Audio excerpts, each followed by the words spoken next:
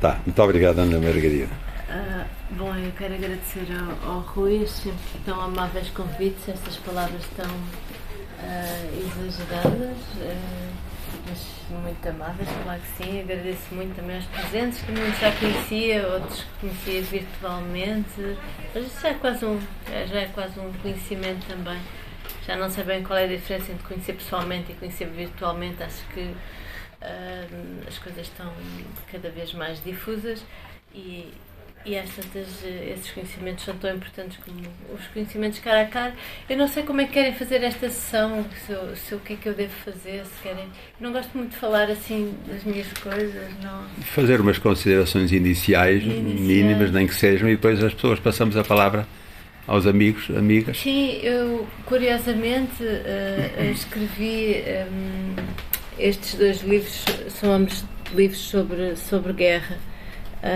No primeiro, no romance, o gesto que fazemos para proteger a cabeça, é um verso da poetisa Zimborska, que é uma polaca que ganhou o Nobel, não sei datas, o Rui é que sabe essas coisas, mas ganhou o Nobel nos anos 90 e eu gosto muito dela e o título é um verso então tirado de um poema que se chama Salvo Erro Tortura, e vem um excerto também em epígrafo, em uma espécie de pós-fácil do livro. 1996. Muito obrigada. E é um livro sobre guerra onde não se dispara um único tiro ao longo de toda a narrativa, mas que todos os efeitos colaterais ou todos os efeitos não óbvios ou não diretos de uma guerra estão lá, ou seja, estão lá a questão das fugas das populações, estão lá os campos de refugiados, estão lá as violações das mulheres, as violações em massa, que são também uma arma de guerra ainda muito usada e pelos vistos muito eficaz, porque não são só vítimas aquelas mulheres violadas, são vítimas os filhos que podem surgir dessa violação, são vítimas das famílias todas, portanto é uma arma que ao longo dos tempos foi sempre muito usada. Está presente também no livro os absurdos da guerra, os parasitas da guerra, aqueles que lucram com a guerra, os que traficam, as amizades que podem surgir na guerra, uma grande arma de guerra que eu transformei num falcão, pronto, que é uma coisa meio metafórica, e também uma amizade muito improvável entre um homem e um falcão, porque todos os animais que eu acho que há uma ligação muito grande do homem com alguns animais, nomeadamente os animais domésticos, cão e gato. O mais difícil é esta relação que temos com alguns conseguem ter com o falcão, porque é um animal indomesticável. Eu tenho um fascínio muito grande por aves de rapina, mas é uma relação quase de amor-ódio, quer dizer,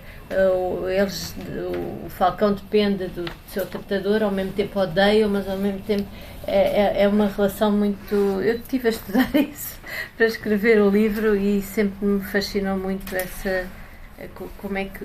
Bom, era uma relação instrumental porque o homem usava o falcão ou o açor para caçar. O açor é maior.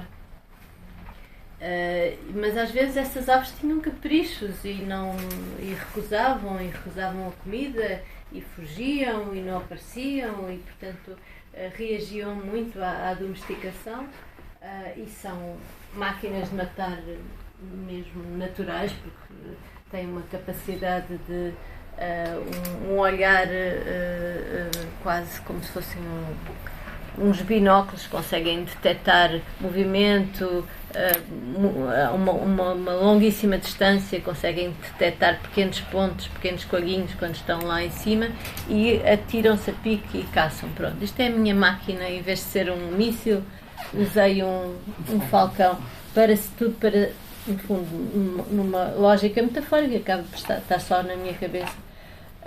E na dos leitores, que se quiserem ou não, quer dizer, depois a leitura cada um faz a que entende.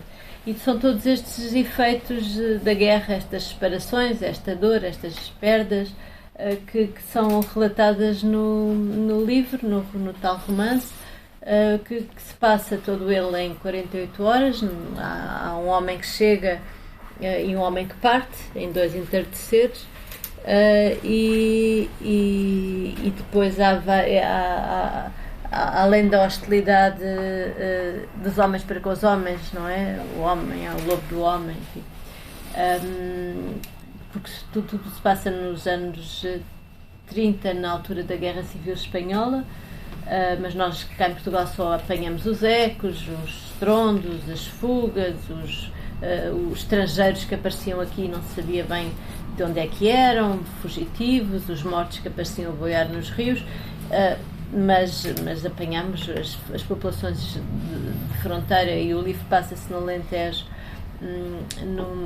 na fronteira com Espanha. Para além dessa guerra do homem contra o homem, também há a guerra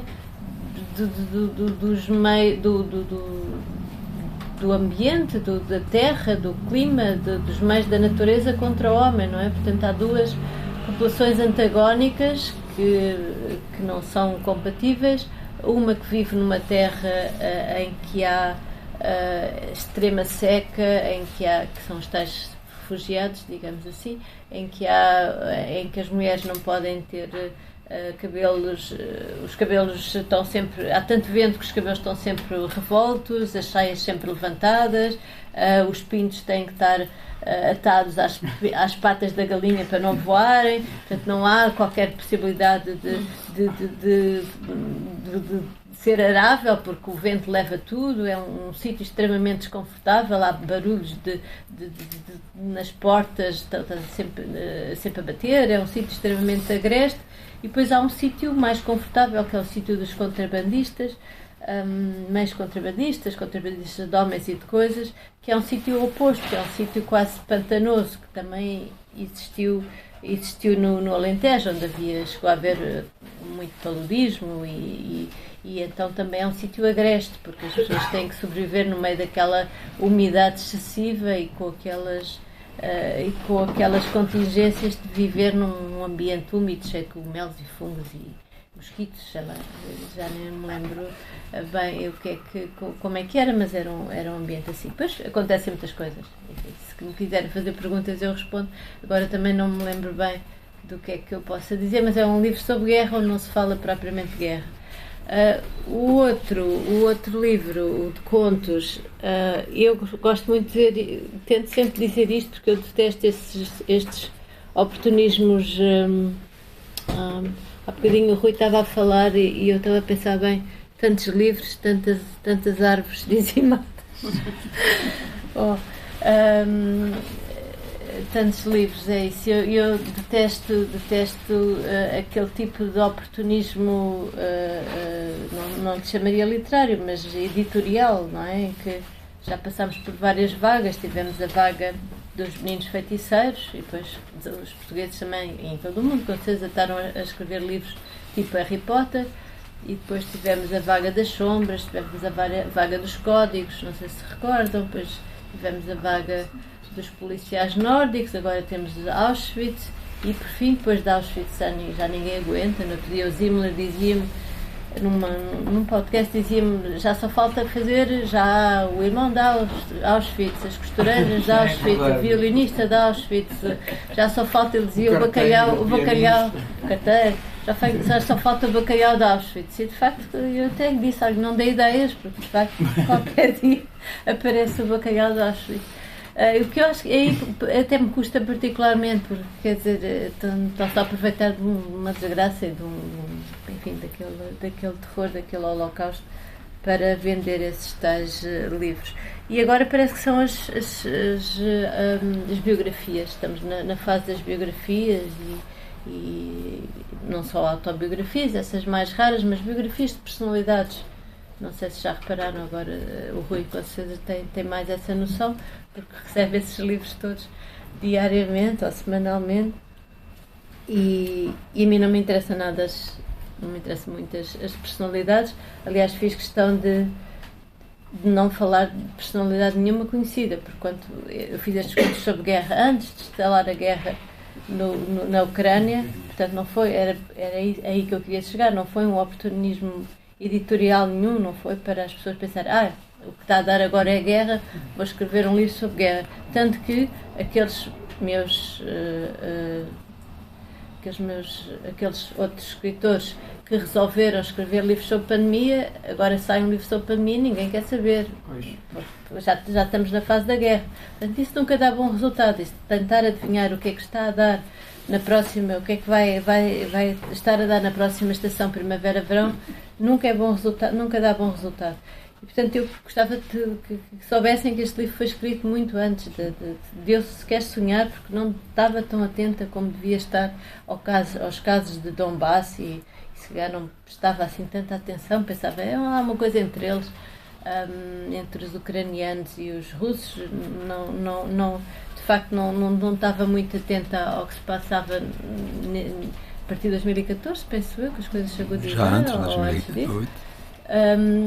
Mas não foi por causa disso que eu escrevi, foi porque de facto sentia, porque é que a pessoa escreve, de facto sentia uma espécie de cerco de mal-estar já há muito tempo, mas estava longe de adivinhar que poderia descambar nisto.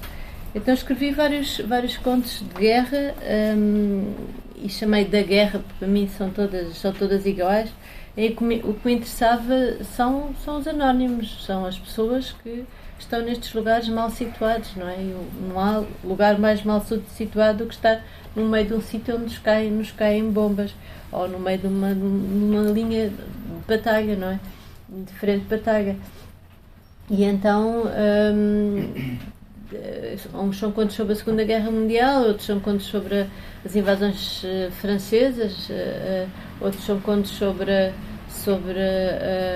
Guerra Civil Espanhola, outros são contos sobre uma guerra imaginária, outros remetem para os refugiados da Síria.